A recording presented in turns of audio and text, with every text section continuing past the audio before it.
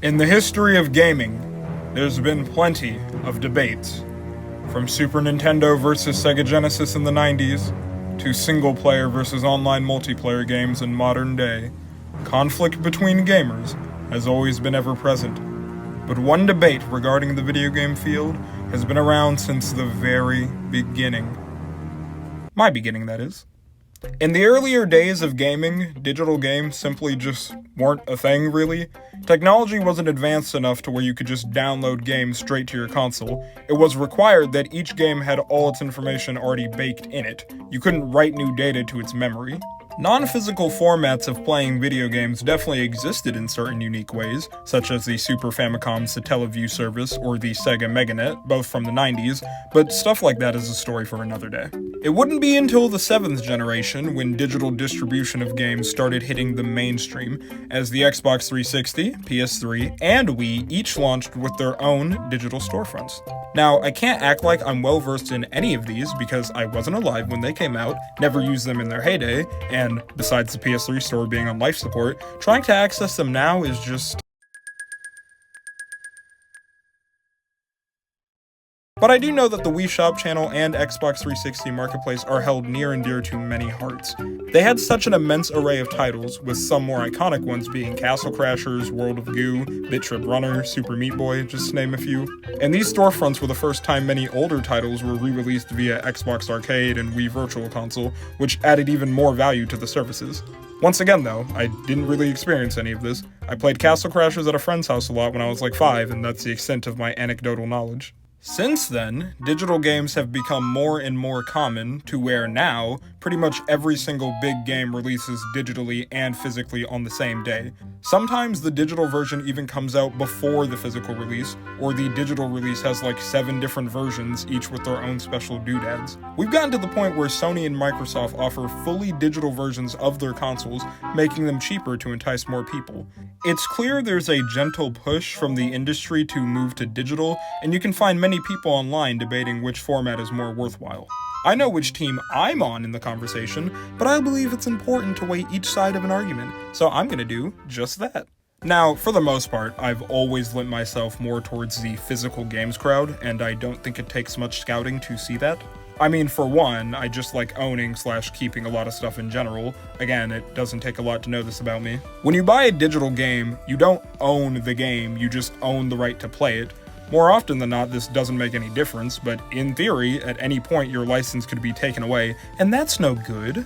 You buy a physical game, that is your game, and it's yours to choose how you handle it.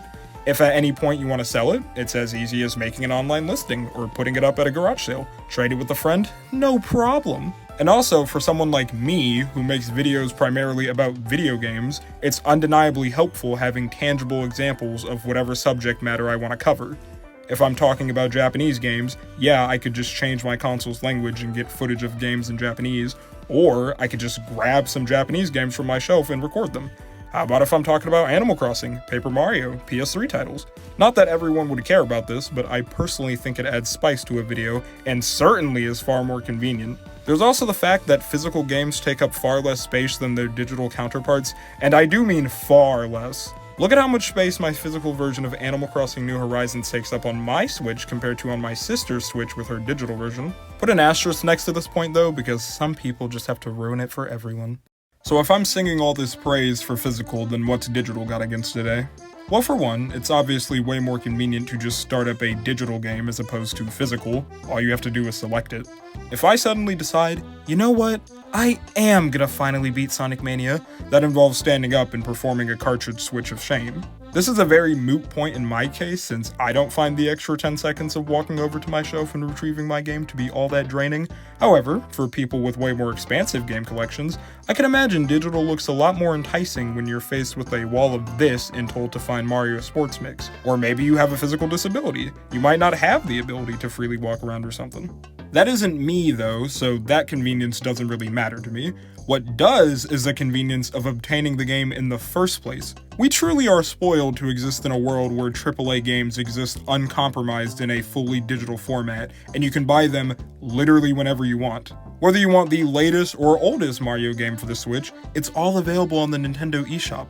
If you're feeling a sudden itch for a Metroidvania or something, just Google some popular ones, search the one you want in the digital storefront, and you're golden. This makes it so much easier to just actually play a game, because oftentimes you'll want to play a new game in that exact moment, but if you have to drive to a store or especially wait for an online order to come in, that really can kill some of the excitement since there's a waiting period involved. Obviously not a problem with everybody, but if you're me, well, you might find yourself with quite the treasure trove of a backlog staring at you daily. Compare this to digital, man, say you see a dumb meme about Omori and your partner's been talking about it, you decide enough is enough, you buy it right then and there, get to play it immediately after just a quick 5-minute install, and it ends up becoming your favorite game of all time. It's truly that easy. I don't think anyone can deny that digital is better if you just want to jump into a new experience right then and there. And all that's without mentioning that many games, particularly indie games, only release digitally, so like, good luck avoiding them. So that's the pros of each format. What about the cons? For all the hard drive space you're saving on physical games, you lose out on actual real-life space. Not an issue if you store all your games neatly on a bookshelf, but if, say, the shelf holders for your particular bookshelf got lost in your move to a new house, and the ones you bought from Home Depot are too big so you can't actually use your other two shelves, you're gonna be dealing with clutter. Plus, you have to put in the effort of actually keeping your games in good condition. Again, not a huge deal, but you're always gonna have some slip-ups. Discs are super fragile and prone to disc rot, and cardboard boxes are especially fans of accidental damage. And also, on the modern consoles from Sony and Microsoft, most physical games don't even save any space on your system because the information on the disc is just copied straight to the hard drive.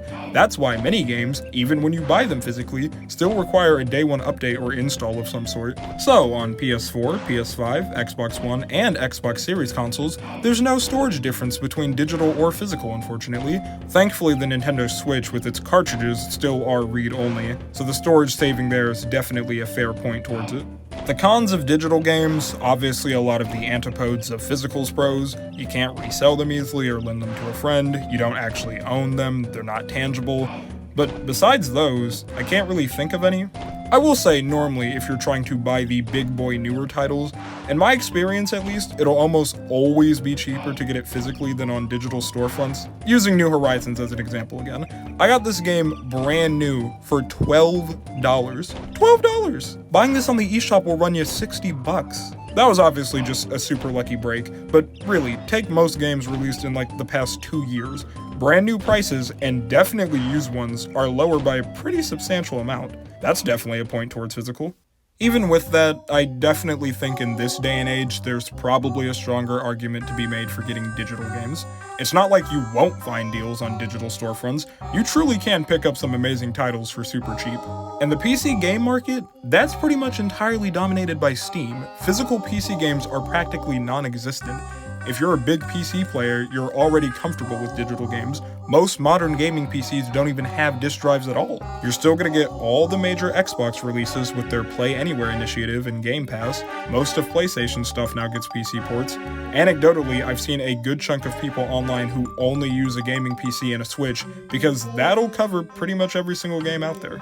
If you're interested in playing the older games, well, if you already have the beefy PC, a good chunk of people aren't going to buy a remaster or go out of their way to obtain a retro copy.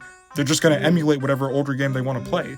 Some companies will even do it for you, like Nintendo's Switch Online catalogs. All these games available on one quick, easy-to-use app is incredible. Forget the cartridges. So, if the question is which one is better, honestly, in this day and age, I'd probably give it to digital games. I just feel like its benefits outweigh the positives of physical games. Even on systems where going physical actually does save you space, it's not like buying an external hard drive is that egregious anyways. If you play a lot of games, you probably already have to, whether you went all digital or not. So yeah, digital is, in my opinion, the better of the two. I'm stubborn though and still prefer physical. Like I displayed earlier, I'm a collector by heart, and it's just way cooler to have a tangible thing associated with the product. That's why I own physical versions of some games despite having already owned them digitally. They deserve such respect. In a world that's ever increasingly going fully digital, it's nice to have a medium that still supports atom interaction. When I was first collecting, I always told myself, Armasu, you're gonna get all your games physically. Digital is a last resort only if there's no physical options. You're a collector. Shut up! I did adhere to this for a while and sometimes tap back into it, which is why I own physical versions of some pretty random titles.